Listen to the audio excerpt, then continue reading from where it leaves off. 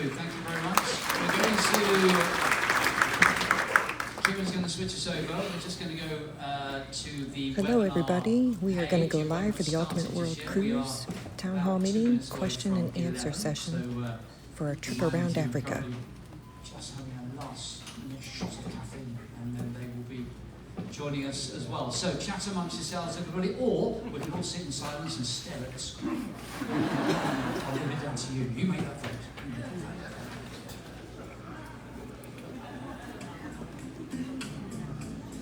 It'll start at 11 o'clock HST time.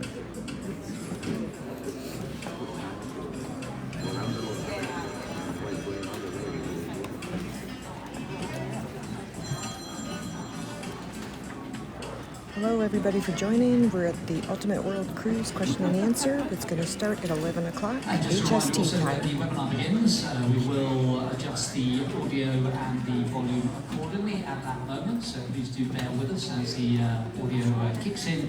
We'll make the adjustments either up or down as we feel we need to. And if there are any glitches as the webinar goes through, we are in touch with our office on WhatsApp directly, and we'll be communicating with them if we have to hold proceedings in order to repeat any information. But do bear with us, and we should be picking that off. Thank you.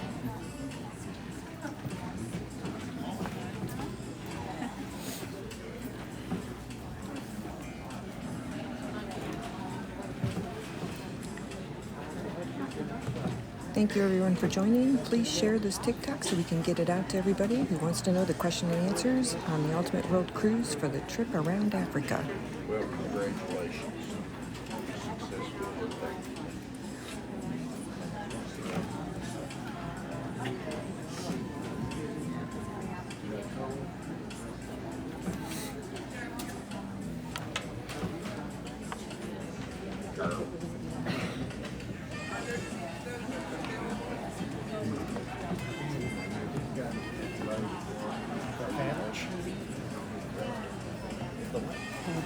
Florida.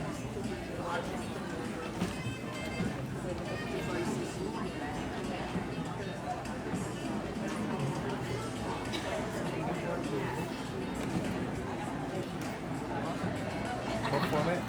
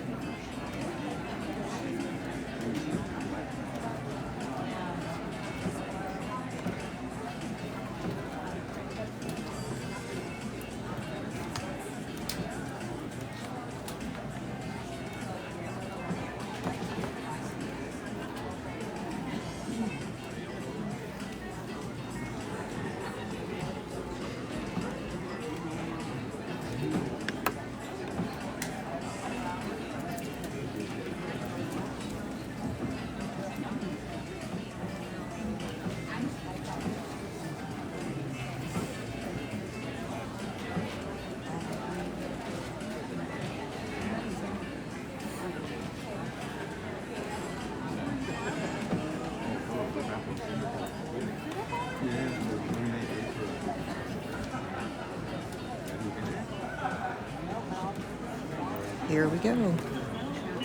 Guests and travel partners, this is 𝗖𝗥𝗨𝗜𝗦𝗘, Strategic Account Manager and World Cruise Team Member.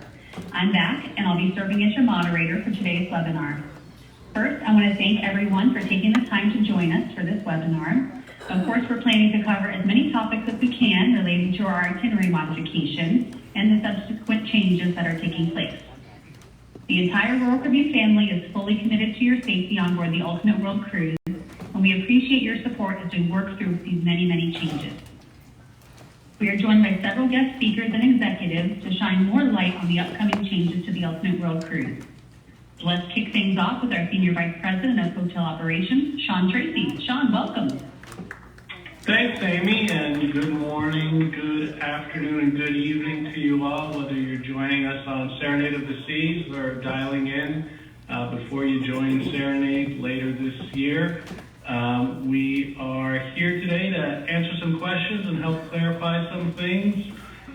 We are, as I think we've already notified you, going to be making a change to our itinerary due to what's going on in the world in the Red Sea. we made this decision with a heavy heart because we did want to deliver the itinerary as planned, but your safety and the safety of our crew is our #1 priority. And while we were hoping for better news, we are running out of and have ran out of time to wait, and so we're making a decision to make a change. But it's a rather exciting options, the two options that we've shared with you and we're going to talk a little bit more about today, and that is because we will be going to Africa. So it's the first time for the brand to go to Africa and to have this type of immersive Africa experience or around Africa experience for Royal Caribbean. You'll be the first to do it. I think it just personifies, if I think back, all the excitement, having met many of you on the gala night before the World Cruise and all the excitement and adventure. We're going to provide this by the options that we have going to Africa. And personally, on a personal basis, I'm very excited because I actually lived in Africa in a country called Togo, which is very close to Ghana, which is one of the ports of call on one of the options. So I am very excited that you're going to be able to experience, whether you choose option 1 or 2, parts of Africa, the rich culture, the very friendly people, and really have a great story to tell when you get home to tell your friends and family. So we already shared this and we've already gotten some questions, and really today's an opportunity to address some of the top questions that you had and then talk about some next steps. So I think I'm going to go fire away with one of the questions that you all had on safety and security and the proposed ports and the options. And what I can tell you is all the ports that we've provided in either option 1 or option 2 have been vetted by our port team and our global security team. We do recommend that you use our shore excursions when visiting ports. That's your best option. But they all have been vetted, and what I'd say about these ports, just like anywhere we visit, use common sense, be aware of your surroundings, but these ports are vetted, and the reason why we're making the change that we did make is because if a port isn't safe, we do make changes. And so I hope that addresses that question and concern. I think we'll move on to the next question that was top of mind, and that is, what new visas will I need? Now, for most of you, if we look at kind of the top nationalities of our world cruisers and our segment cruisers, there are 2 countries that we wanted to clarify on. There's a visa required for Ghana, but that's a visa on arrival, so that we will help arrange for you, and that is, there'll be no costs associated. We'll cover those costs, so no concerns there. That's something we can handle. And then there's another port, I believe it's Madagascar, where they do check for most countries, they just do a passport check, so you'll need your passport available, and we'll obviously explain that to you, remind you of that before we arrive. But the good news is, generally for most nationalities, there are no visas required. For a few nationalities, there might be visa requirements. We'll deal with that with you on a case-by-case basis and help make those arrangements. But generally speaking, no visas concerned for either option 1 or option 2. Oh, sorry, in the list, it's not Madagascar. They do a passport check. Thank you for the clarification. Is there other things that the guests need to know about safety, security, or visas? No, if you have a specific question, when we look at visas, we're really looking at our top nationalities, US, UK, Australia. If you're from another country and you have a specific question or see anything, please follow up with us. But generally speaking, we've got the visas handled and the cost of the visa, which is very important. Excellent. Thanks very much, Sean. And I know that obviously this decision was, not taken lightly. The team has been working behind the scenes for some time to come to this decision. So we do appreciate everything that you and your team has done to get us to this point. And we'll definitely be picking your brain about your time in Africa so we can get to know a little bit more about where you lived and perhaps give us some tips as we navigate that part of the world. So thank you so much. Thanks, Amy. All right, well, we're going to move on to our next presenter here as we continue. Like I said, we have lots of folks joining us from all different parts of Royal Caribbean, and today we're joined by the Director of Global Deployment and Itinerary Planning. This guy has a very tough job, but he is one that's helped us craft these two different itinerary options. So I'd like to welcome Mark Miller. Great to have you, Mark. Thank you, Amy. Yes, we looked at many different options. But at the end of the day, we tried to narrow them down to these two, which we think are both very great options. When we were originally looking at developing the world cruise before we went to market, we were considering many options that went around South Africa. So this option now provides us the opportunity to visit some of these ports that we wouldn't otherwise be able to visit on many of our other itineraries. Option one, obviously, is more of an immersive experience throughout Africa. It visits a lot of really stunning destinations, including some of the idyllic beaches in Seychelles. These are like really picturesque places with white sand, granite boulders, gorgeous landscapes. The Seychelles are constantly voted among the top destinations in the world. So it's great to be able to include that. And we have 2 days there. Victoria is the capital of the country, and then a second destination as well. Other ports, we mentioned Madagascar earlier. The rainforest in Madagascar, waterfalls, wildlife. There's a really unique diversity, the biodiversity there. Over 10,000 unique plants, animal species. It's a really amazing place to visit. Other places along the route, not going to touch all of them, just a few highlights.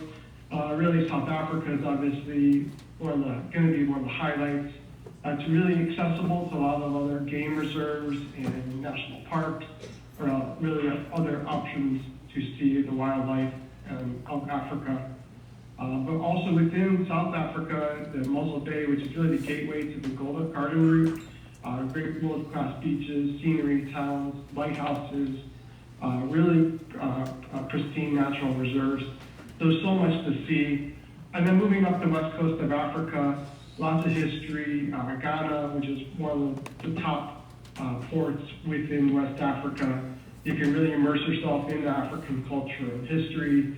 Ivory Coast and Senegal, really great food options, really taking the influences from France and North Africa, and really having some really great options there.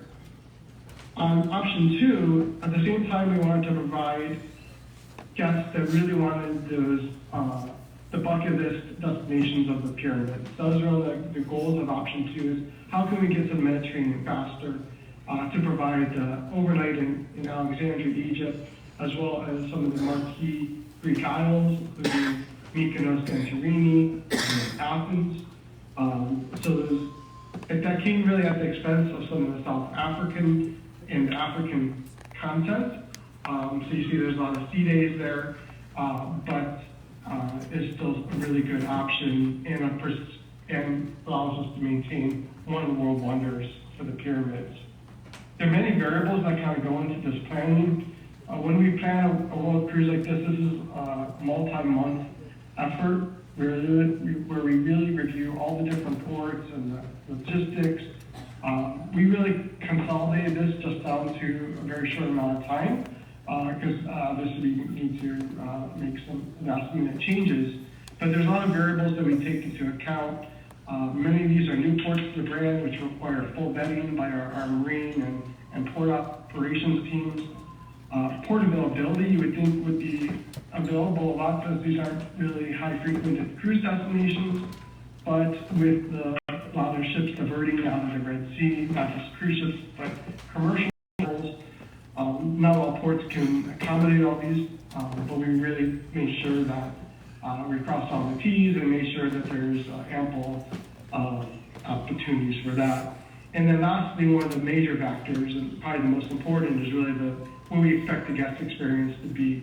So we really work closely with our show excursion partners to really make sure that the itinerary is deliverable, and it'll be a great experience either way that you go. On the next slide, we really wanted to share a little bit some of the stats. You saw in option 2, there was a lot of sea days, but when you look at that last section within the Mediterranean, there's a lot of content, but it's all bunched together. But when you look at across the 2 different options, it's only 5 incremental sea days on the option 2. So you still have a lot of port content, it's just whether it's more Africa leaning versus the Mediterranean leaning. Thanks for these updates, Mark. I wanted to clarify a couple other things before we move on. So when I look at the previous slide, we were looking at the different itinerary options. I know it may be kind of small on some folks' computers, but I wanted to clarify, as of June 20th, when we get to Ravenna, the remainder of the itinerary will stay the same. Is that correct? Yes.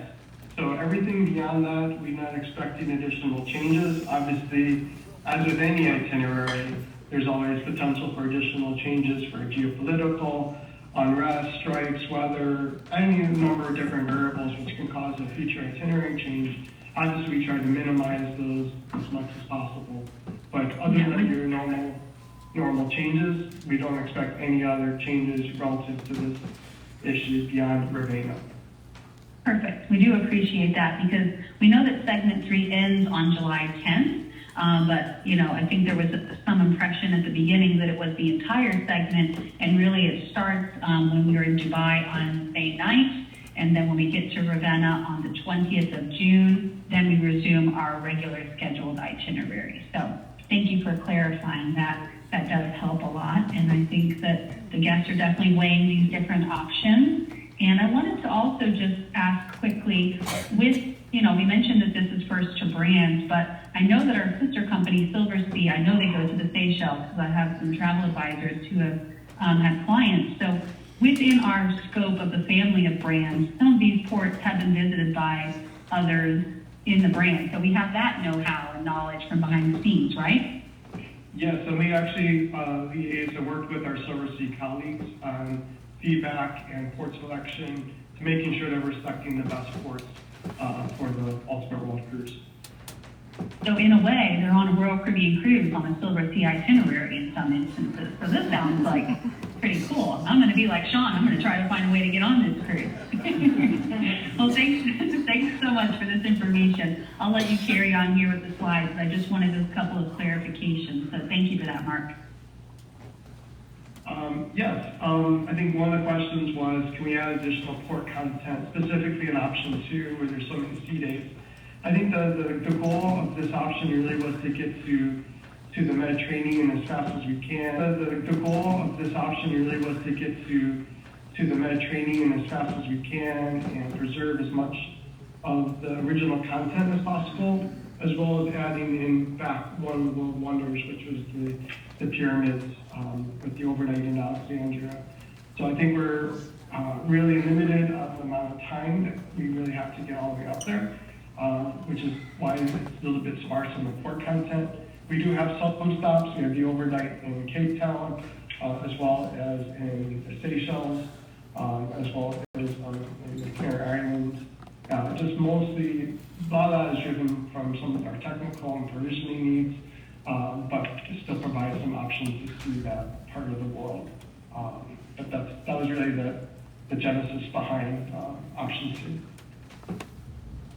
2.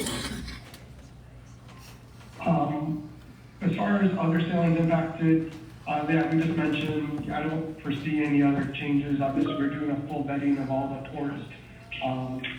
We expect no additional changes, but there's always things that we will evaluate as additional information is available, and the final itinerary will be shared with everybody. But our confidence is very high that the itineraries that are being shown here is what we expect to be delivered, and then nothing beyond Ravenna we expect to change. Excellent.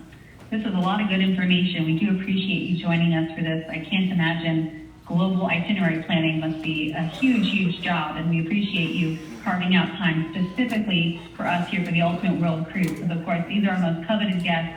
going on the ultimate vacation around the world. So thank you so much for all the time and planning behind the scenes to offer these two different options and really shed some light on how the two itineraries differ and how we came to those decisions. I know that will kind of help put the guest's mind at ease, kind of considering these different options. So excellent, thank you. Alrighty, our next presenter has been on many of our presentations before, so he's back again. We're so glad to have you, Dr. Ivan. Welcome back. Thank you, Amy, and once again, loving your energy. It's really nice to be here again with you guys. And guess what? Again, I'm talking about injections.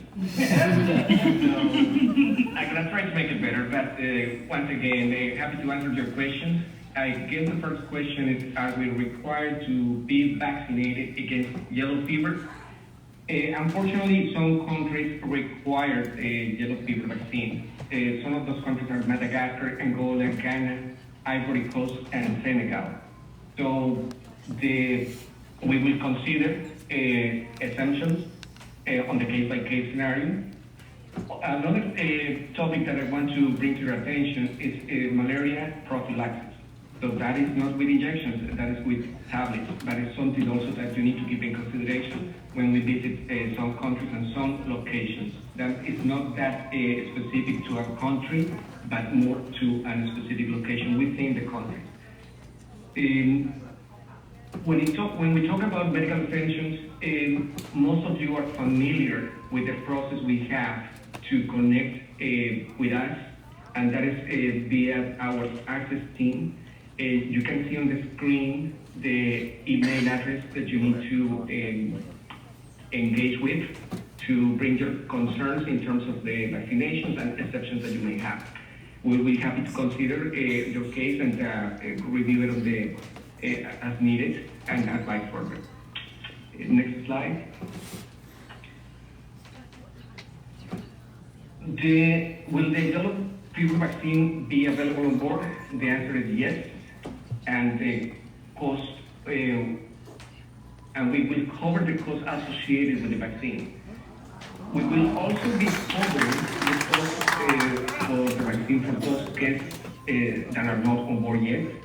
We will share the details in terms of how the reimbursement is going to work and happen. On the segment 3 guests, they will need to get the yellow fever vaccine at least 2 weeks before embarkation day. The reason why is because that's the time the vaccine takes to be fully functional, effective. So keep that in mind. I guess they're joining in Dubai, right? So if they're in Dubai, please keep in mind, talk to your doctor, find a way to have the vaccine ready. Next slide. Will medication be available on board for yellow fever vaccine or malaria? And the answer is yes. We will have the yellow fever vaccine and we will have medication in case we need it. I think that's all on my side. Amy, do you have any other comments or questions? Thank you. I just want to clarify a couple of things because in the beginning, we had talked about the yellow fever vaccine, which will be a requirement. But you mentioned the malaria prophylaxis. That is just a recommendation, right? That is correct. And in some places, you may hear that this is enforced or it's highly recommended. Once again, I think once we have more information, we can share it with the guests. And if you have any questions, as I mentioned before, we can go on the case-by-case as well. And when it comes to the yellow fever vaccine, because unfortunately I've never had this one, so I'm not sure, it is just one inoculation, right? It's not a series, it's just one? Yes, that is correct. Excellent. And what a great thing that Royal Caribbean is going to be absorbing the cost for our guests on segment 3 who may be joining us remotely right now. So if they work with their doctor and let's say the cost is $25 with their health care plan, they can bring supporting documents, receipts of that charge, and Royal Caribbean will reimburse them for that charge of the yellow fever vaccine that they received at home. That is correct. That is correct. Wow, that's great. Talking about injections, now talking about free injections. Mm-hmm. Yeah, I mean, you're just giving it all away. This is great, Dr. Ivan. Thank you. Love it. Well, thank you so much for those updates. We appreciate that because I know vaccines were a top of mind concern for the guests on the itinerary modifications that we've discussed. So that's very helpful.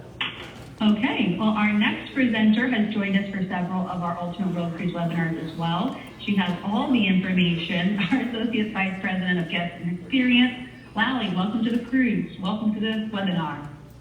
Thank you so much for welcoming me, Amy. It's always great to be here. I'm excited to be here with all of our world cruisers and our segment cruisers.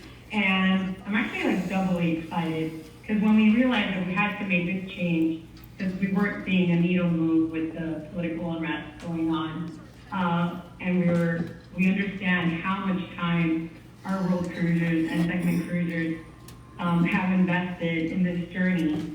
We said, let's give them the opportunity to give us their preference if we come up with these two itineraries. And here we are. This is the first time we've ever done this. And I'm very excited that you guys get so kind because sometimes I hear it on the tail end that you wish you had the opportunity to give your opinion. And here we are.